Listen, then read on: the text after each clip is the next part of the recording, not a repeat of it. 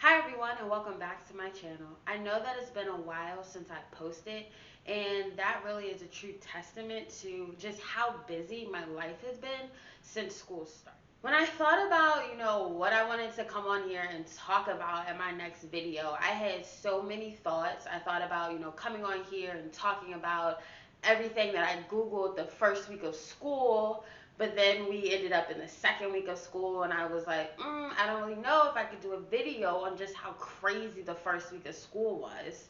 And so then I was like, maybe I'll vlog my second week. I'll show what I do, how I wake up in the morning, how I get ready for school. And that didn't happen. Then the third week of school came, and I was just so flustered. And I was just like, oh my goodness. Now we're heading into the fourth week of school, and I said, you know what? We're going to sit down in front of this camera, and we are just going to talk. So, on today's video, I can't even give you like the topic and say, on today's video, we are going to talk about X, Y, and Z. Because honestly, I'm just using this moment to, I wouldn't say vent, but explain what's been going on in my world, and I'm sure many teachers' worlds.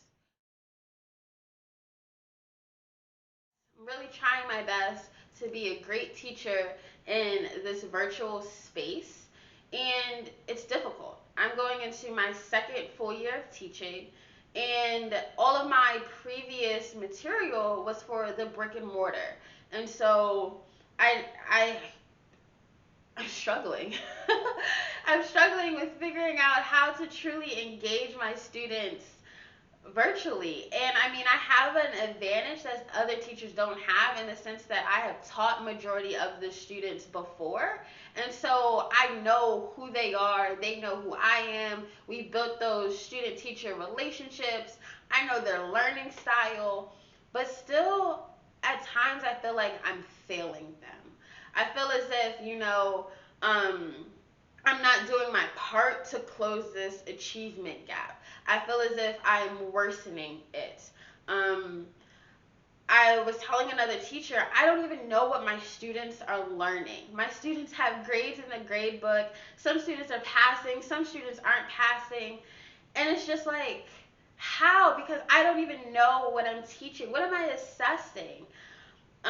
And so that has really been something that has been weighing heavily on me. And I realize that a lot of teachers feel that way.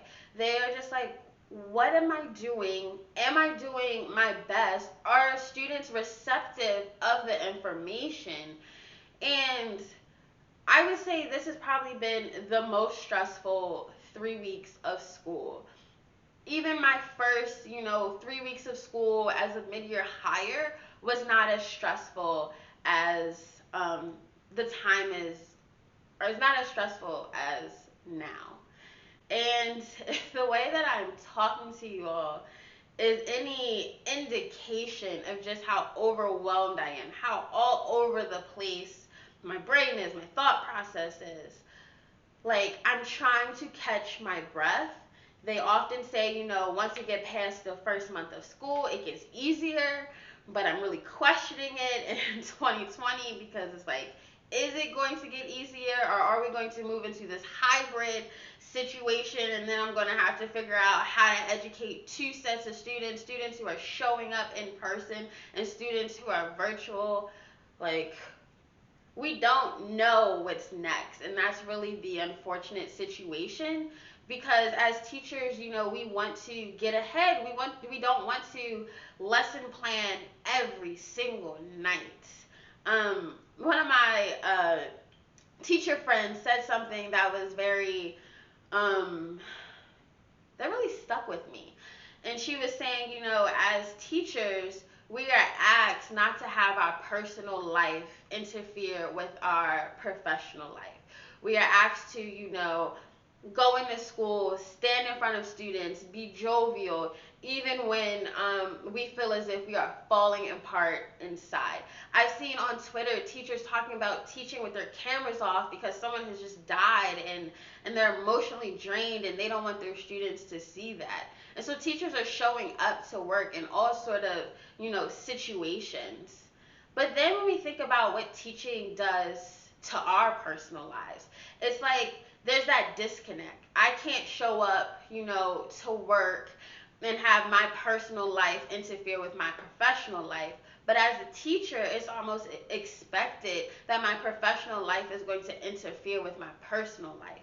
I am up every night to almost 1 o'clock in the morning, and I'm not just doing stuff for my job. Like I said, I am in grad school, but I'm up to almost 1 o'clock in the morning because I'm not starting my grad school work till almost 8 o'clock because of what time I'm cutting myself off from my teaching um, duties, responsibilities, whichever word you want to use. And so I will say that it has gotten somewhat better. Um, I'm learning how to listen to myself and listen to my students. And so I'm saying if I'm overwhelmed, I can only imagine how my students feel. Because you're now being taught by 5 or so different teachers, all trying to get it together. And we're trying to get it together while we're in motion. And so we're assigning things to students. We're trying different engaging techniques with students. And it's like there are guinea pigs right now. And so, what I have done on more than one occasion is just giving my students a chance to breathe, a chance to vent. I will go on the Zoom session like, let's talk. What is going on? How do you all feel? How can I do my part? And a lot of students have just said, I feel as if virtual learning is harder than in-person learning. I'm struggling. I don't like it. And so I have given my students work period. Pandemic or not, people have things that interfere with their academics, that interfere with other aspects of their life. And it's okay to acknowledge it. It's okay to be vocal. And it's okay to share and ask for help. And so I would say, teachers, create that open line of communication in which students feel as if they can reach out to you and they can ask for that assistance, ask for that extension. And then if you want to turn that into a teachable moment, which I always refer to things I've seen on Twitter, you can. And you can. And I really want teachers to think, because this is, again, Twitter had me be reflective. We teach students to meet these deadlines. But then, while we're teaching them to meet these deadlines, we're often acknowledging different scenarios once students enter into the adult world, the working world, society in general, that have deadlines. But someone had mentioned, the tax deadline. You can apply for an extension. So it's like, what are we really doing in our schools besides causing our students more stress at times? So again, reflective practices and just really ensuring the well-being of your students. I don't want a student to feel as if I gave them no outlet, that I was the teacher who put all of this stress on them when they were already dealing with whatever sort of emotions were happening and they just couldn't take it anymore. And that's a real situation. And so, again, I always tell my students, one thing I'm not out here to do is fail you. I don't want anyone to fail. What I want to do is I want to teach you different skills that would be useful when you transition out of high school. I want to teach you how to use your voice and that you have a voice and that you can advocate for yourself. You can say, look here, you can advocate. Like, that actually, wow, it's just like a mixture of story times. But advocacy. My students told me, you're assigning too much work. I can't catch up. I'm stressed. So I gave them a work day. And I told them, like, this work day is because of you all, because you all have voiced your concerns, because you have said, look here, you're doing too much. And I heard you. And I evaluated my practices, realized at times I was doing too much, And I was doing too much in the name of, again, trying to make sure that this achievement gap isn't widening between my students and their more affluent counterparts. But I'm one teacher. And um, I'm not going to just magically, erase this achievement gap that we see here.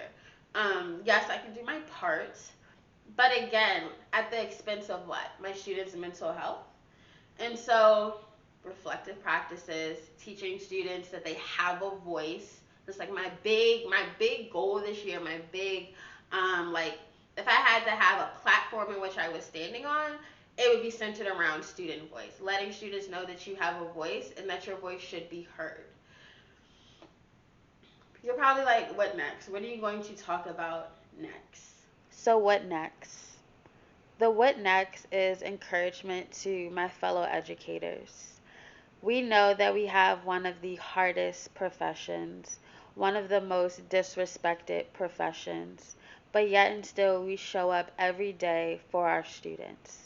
And so I want to encourage you to continue to do your best, not somebody else's best, your best, and show up for your students in the way that you know how, in a way that is healthy for you in all aspects of your life, mentally, emotionally, physically.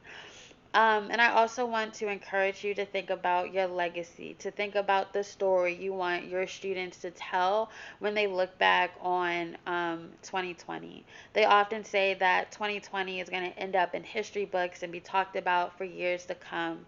And so I really want you to reflect on, what do you want your students to say about you years from now when they look back at virtual learning in 2020? Do you want them to acknowledge that you were a teacher who cared? You were a teacher who allowed for them to voice their concerns, their opinions, a teacher who, that acknowledged what was going on in the world. And so that is the tidbit that I leave you with. Encouragement to continue to do your best, and also encouragement to think about your legacy. As always, this is Lit Lessons. Please be sure to like this video, subscribe to this channel, share this video with a friend, a fellow educator, and let's continue to join. Let's continue to grow our teacher community. Thank you for watching.